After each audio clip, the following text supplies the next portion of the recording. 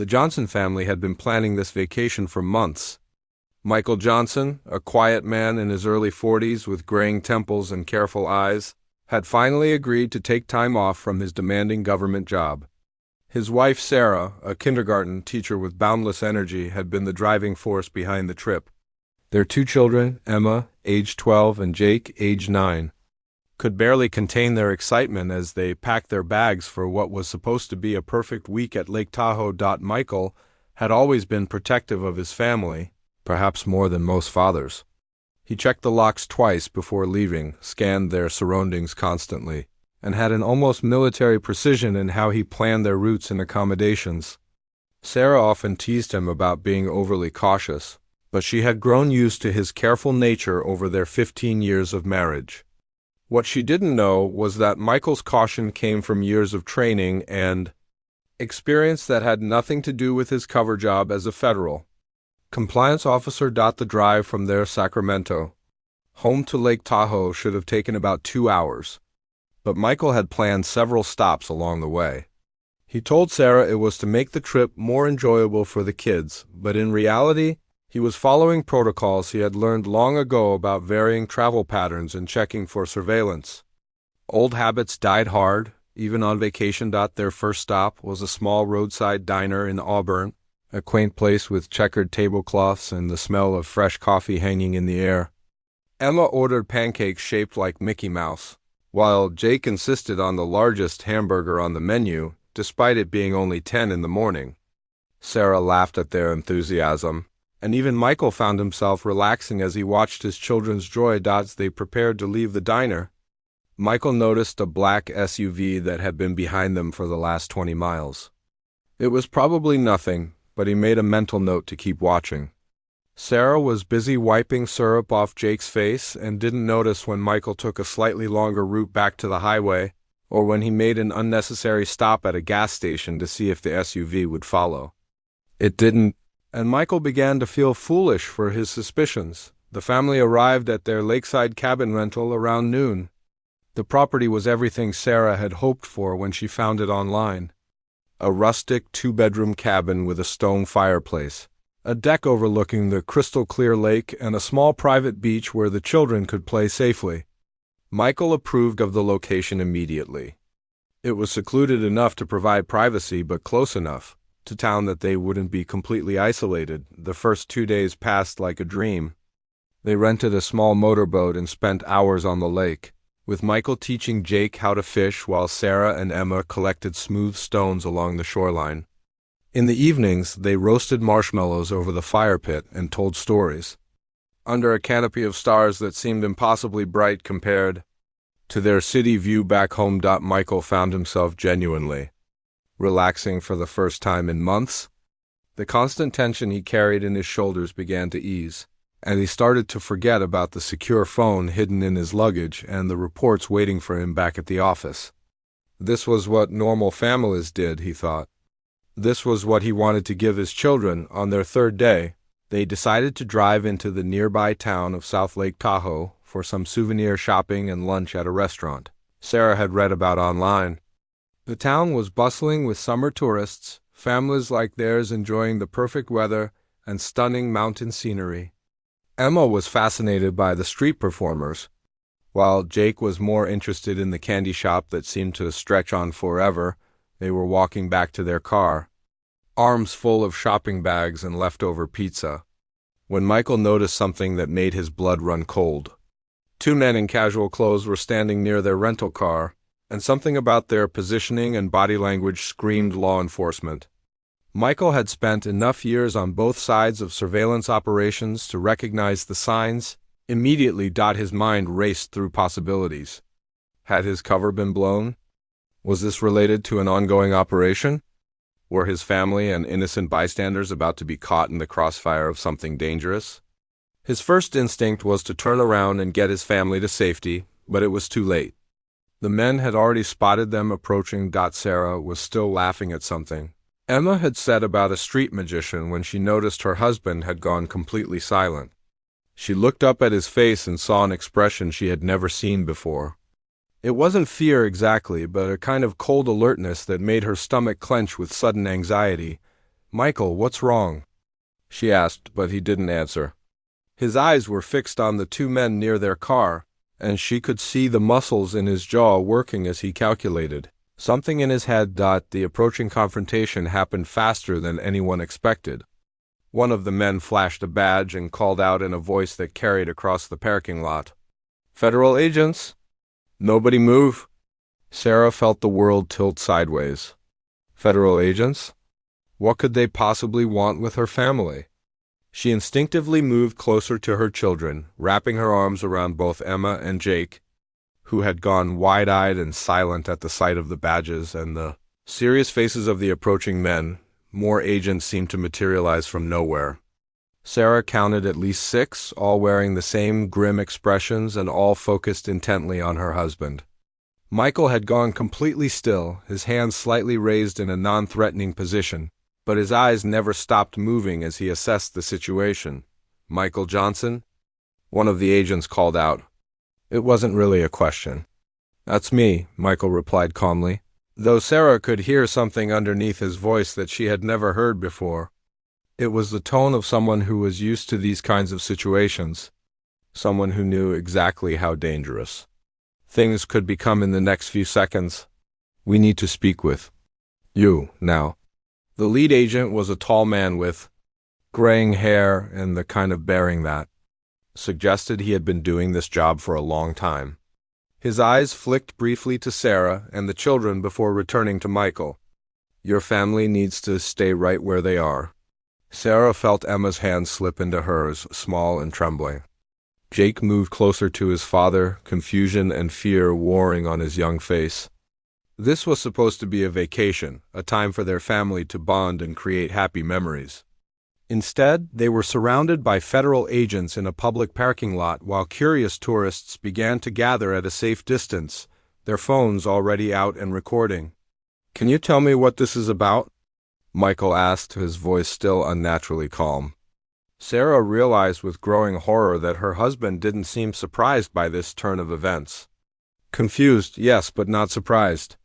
It was as if he had been expecting something like this to happen eventually. The lead agent stepped closer, lowering his voice but still speaking loud enough for Sarah to hear. "We've received credible intelligence that you're involved in the illegal sale of classified information. We have a warrant for your arrest." The words hit Sarah like a physical blow. Classified information? Her husband worked for the government, but he processed compliance reports for federal contractors. What classified information could he possibly have access to? She looked at Michael, expecting to see the same shock and confusion she was feeling, but instead, she saw something that made her feel like she was looking at a stranger. Michael's face had gone completely blank, the kind of professional mask that came from years of practice. It was an expression she had never seen before, and it scared her more than the agents or the accusations or the growing crowd of onlookers with their cameras and whispered comments. "I think there's been some kind of mistake," Michael said carefully. "I work in compliance. I don't have access to any classified materials." But even as he said it, Sarah could see that the agents didn't believe him. Worse, she was starting to wonder if she believed him either. Her husband, the man she had been married to for 15 years, the father of her children, was standing there surrounded by federal agents, like he belonged in this world of badges and warrants and hushed accusations. The lead agent nodded to his team. And suddenly everything started happening at once. Sarah heard the metallic click of handcuffs and watched in horrified fascination as her husband was efficiently and professionally restrained. Emma began to cry, and Jake was asking questions that Sarah couldn't answer because she didn't understand what was happening any more than he did. "Mrs. Johnson," one of the agents approached her. He was younger than the others, with kind eyes that seemed genuinely sympathetic to her situation. "I'm Agent Martinez. I know this is confusing and frightening, but we need you and your children to come with us for questioning." "Questioning about what?" Sarah's voice came out higher than she intended, and she cleared her throat, trying to sound more in control than she felt. "I don't know anything about classified information. I'm a kindergarten teacher. I teach 5-year-olds how to tie their shoes and count to 20. Agent Martinez nodded patiently. I understand, ma'am. But we still need to ask you some questions.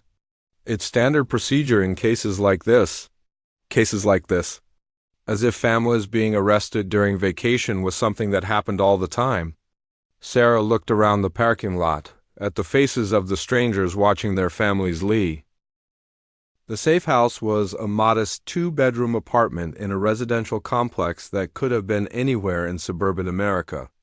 Sarah stood at the living room window, watching Emma and Jake play in the small courtyard below under the watchful eye of Agent Rodriguez, who was pretending to read a newspaper while scanning the surrounding area with professional attention. It had been 3 days since the arrest. 3 days since Sarah's world had been turned upside down, and she still felt like she was living someone else's life. The FBI had moved quickly to relocate them, providing new clothes, basic necessities, and around-the-clock protection while they worked to identify the source of the security leak. Sarah heard the apartment door open behind her and turned to see Michael entering with Agent Martinez. She had been dreading this moment, the first time she would see her husband since learning the truth about who he really was. He looked tired, older somehow, as if the weight of maintaining his double life for so many years had finally caught up with him. Sarah, Michael said softly, stopping just inside the doorway. He seemed uncertain, as if he didn't know whether he was welcome in the same room as his own wife. For a moment, neither of them spoke. Sarah studied his face, trying to reconcile the man she thought she knew with this stranger who had been living in her house, sleeping in her bed, and raising her children while carrying secrets she couldn't even begin to imagine. The children are outside, Sarah said finally. It seemed like a safe topic, something they could discuss without addressing the enormous elephant in the room. Michael nodded, moving to the window to watch Emma and Jake. How are they handling this? About as well as you'd expect. Jake keeps asking when we can go home, and Emma cried herself to sleep last night. They don't understand why strange men are following us around or why we can't call their friends or grandparents. Michael's shoulders sagged slightly. I'm sorry, Sarah. I never wanted any of this to touch our family. Sarah turned to face him fully. But it did touch our family, didn't it? It's been touching our family for 12 years, and I just didn't know it. Agent Martinez cleared his throat.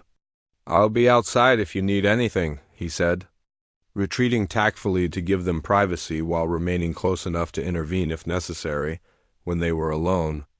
Michael finally looked directly at Sarah. I know you have questions. Questions? Sarah let out a bitter laugh.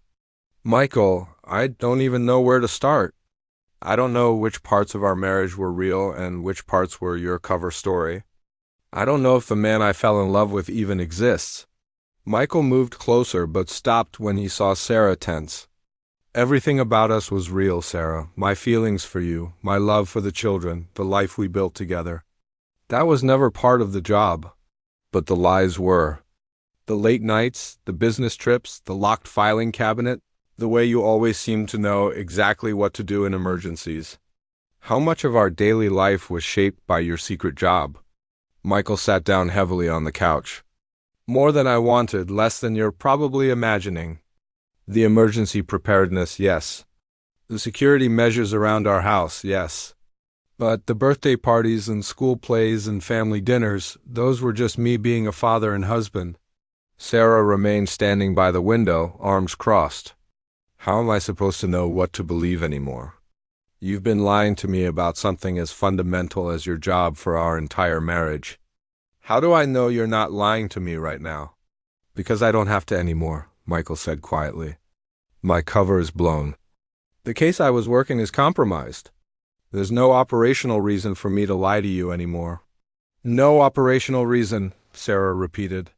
Is that how you think about our relationship? In terms of operational reasons? Michael stood up, frustration showing on his face for the first time. That's not fair, Sarah. Yes, I think in those terms sometimes because that's how I've been trained to survive. But that doesn't mean I don't love you. It doesn't mean our marriage doesn't matter to me. Doesn't it? Because from where I'm standing, it looks like your job mattered more. You chose to deceive me rather than trust me. You chose to protect your investigation rather than be honest with your wife. I chose to protect you. Michael's voice rose, and then he caught himself, glancing toward the window where the children were playing. He lowered his voice. I chose to keep you and Emma and Jake safe from people who would have killed you without hesitation if they thought it would help them get to me. Sarah felt tears starting. The first real tears she had allowed herself since this nightmare began. I know that. Logically, I understand that. But emotionally, I feel like I've been married to a stranger for 15 years. I feel like an idiot for never figuring it out. You weren't supposed to figure it out? I'm very good at my job. And what does that say about our relationship? That your professional skills were so effective that I never had a clue who I was really married to. Michael was quiet for a long moment. When he spoke again, his voice was softer. It says that I was so afraid of losing you that I was willing to lie every day to keep you safe and keep you in my life. It says that I'm a coward who chose deception over trust because I couldn't bear the thought of you looking at me the way you're looking at me right now. Sarah wiped her eyes with the back of her hand. How am I looking at you? Like you don't know me. Like you're afraid of me. Like you're wondering if anything about our life together was real? There was a knock at the door, and Agent Martinez entered without waiting for permission. Sorry to interrupt, but Deputy Director Morrison is here with an update. Deputy Director Morrison entered behind him, looking grim. We've identified the source of the leak, she announced without preamble. Agent David Chun from our Sacramento field office. He's been feeding information to the criminal network for approximately 6 months. Michael straightened. David, are you certain? We caught him accessing files he had no legitimate reason to see, including your operational records. He's been arrested, and we're working to determine the full extent of the information he provided. Sarah looked between Michael and Deputy Director Morrison. What does this mean for us? It means the immediate threat to your family's safety has been neutralized, Morrison said. Agent Chen's arrest sent a clear message to his contacts that their information source has been compromised. They'll be focused on covering their own tracks rather than pursuing your husband. So we can go home? Sarah asked, though she wasn't entirely sure what home even meant anymore. Morrison hesitated. You can return to your house, yes? But Michael will need to be reassigned. His identity as an agent is now public knowledge within certain criminal circles. He can't continue working undercover operations. Sarah looked at Michael, seeing something like relief cross his face. What will happen to him? He'll be transferred to a supervisory role. Probably here in Sacramento, possibly at headquarters in Washington. His undercover days are over. After Morrison and Martinez left, Sarah and Michael sat in silence for several minutes. Outside, they could hear Emma and Jake laughing as Agent Rodriguez showed them some kind of card trick. Are you disappointed? Sarah asked finally. About not being able to work undercover anymore? Michael considered the question carefully. No, I'm relieved. I've been living a double life for so long that I had started to forget which version of myself was real. I want to be just Michael Johnson, your husband, and their father. I'm tired of being anyone else. But can you be? Can you really just be a regular federal agent after all this? Won't you miss the excitement? Sarah, the most exciting parts of my life have been the normal parts. Teaching Jake to ride a bike, watching Emma in her school play, falling asleep next to you after a regular, boring day. The undercover work was necessary, but it was never what made my life worth living. Sarah studied his face, looking for signs of deception out of habit, then caught herself. I don't know how to trust you again. I know. And I don't know how to prove to you that you can. But I want to try if you'll let me. Before Sarah could respond, Emma and Jake burst through the door, followed by Agent Rodriguez. Dad!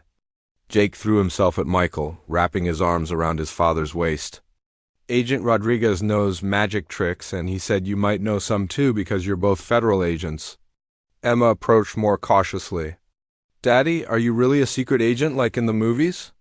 Michael knelt down to look his daughter in the eye. I'm really an FBI agent, sweetheart. But it's not like in the movies. Mostly it involves a lot of paperwork and sitting in meetings. But you catch bad guys? Sometimes. I help catch people who do bad things, yes. Jake was practically bouncing with excitement. That's so cool.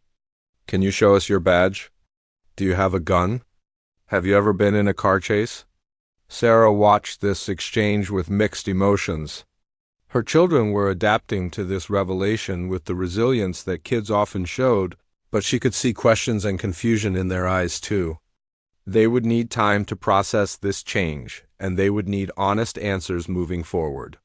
Kids, Sarah said gently, why don't you go wash up for dinner? Dad and I need to finish talking. After the children left the room, Michael stood and faced Sarah again. I know this is going to take time. I know you can't just flip a switch and trust me again. But I want you to know that from now on, no more lies, no more secrets.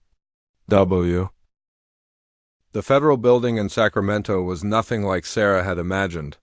She had expected something imposing and intimidating, but instead found herself in a sterile waiting room with beige walls and uncomfortable plastic chairs that reminded her of a doctor's office.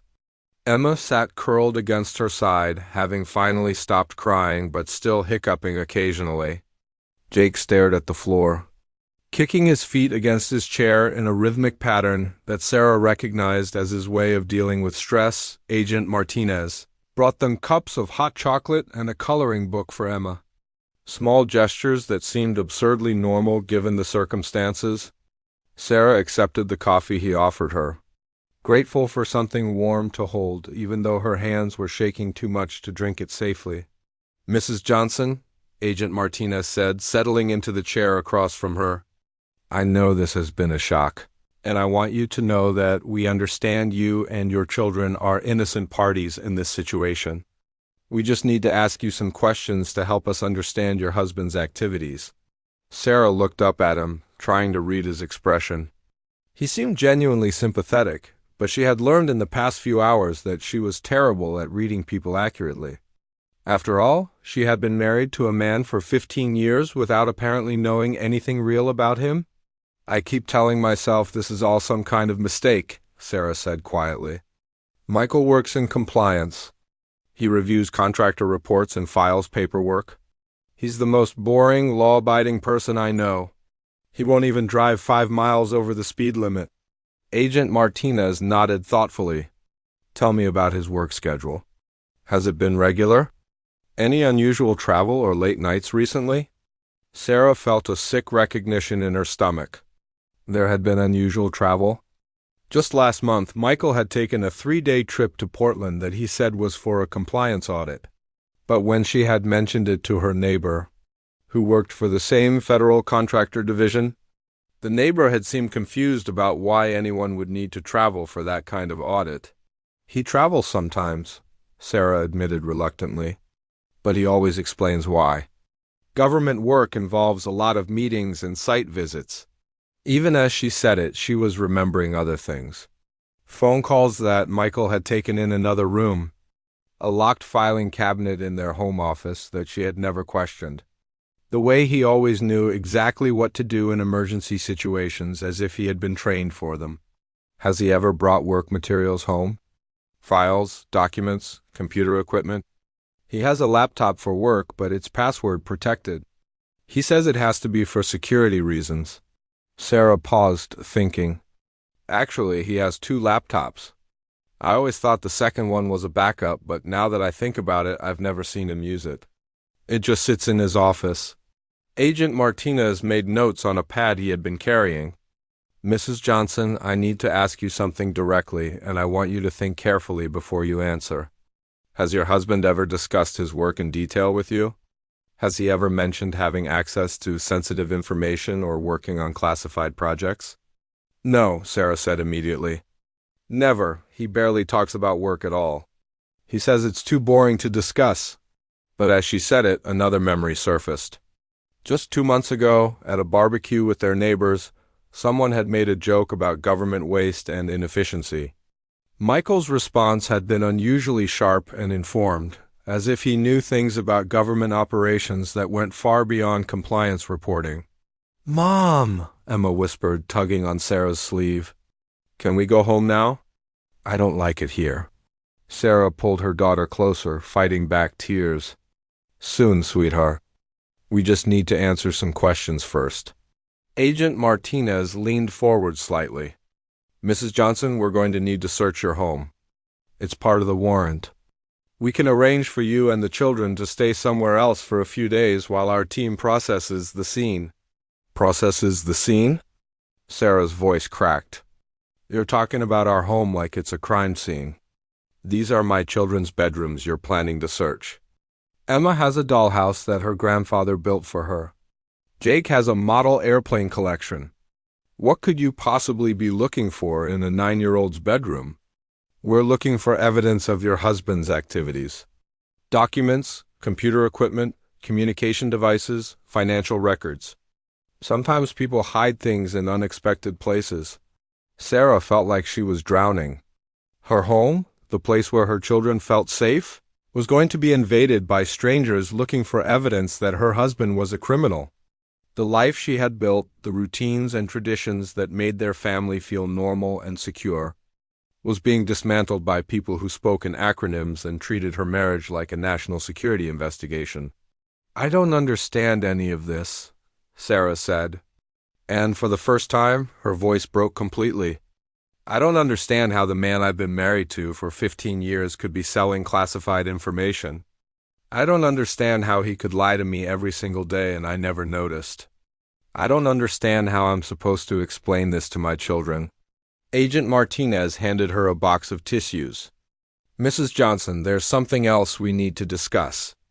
The charges against your husband are serious, but there are some inconsistencies in our intelligence that we're trying to resolve. It's possible that this situation is more complicated than it initially appeared. Before Sarah could ask what he meant, there was a commotion in the hallway outside. Raised voices, rapid footsteps, the sound of multiple people moving with urgent purpose. Agent Martinez stood up immediately, his relaxed demeanor replaced by sharp attention. Stay here, he instructed, moving toward the door. Don't leave this room. Through the small window in the door, Sarah could see people moving quickly down the hallway. She caught glimpses of expensive suits and serious faces, people who looked more important than the agents who had arrested her family. Something significant was happening, something that involved more than just her husband's alleged crimes. 20 minutes later, Agent Martinez returned, but he wasn't alone. With him was a woman in a navy blue suit with silver hair and the kind of bearing that suggested she was used to being in charge. Behind her was another man who looked vaguely familiar, though Sarah couldn't place where she might have seen him before. Mrs. Johnson, the woman said. Settling into the chair Agent Martinez had vacated. I'm Deputy Director Helen Morrison from the FBI. I need to speak with you about your husband. Sarah felt Emma tense beside her. FBI? I thought you were already FBI. We are, Deputy Director Morrison said carefully. But this case has just become significantly more complex. Mrs. Johnson, what exactly did your husband tell you he did for work? Compliance reporting? Federal contractor oversight? He said he made sure companies were following government regulations.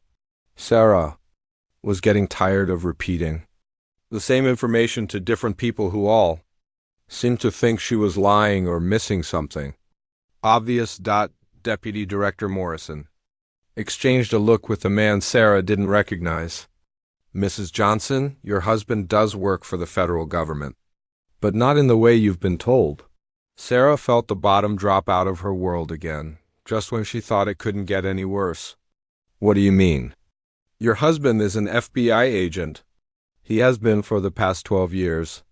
The words didn't make sense. Sarah stared at the woman, waiting for the punchline or the explanation that would make this statement reasonable.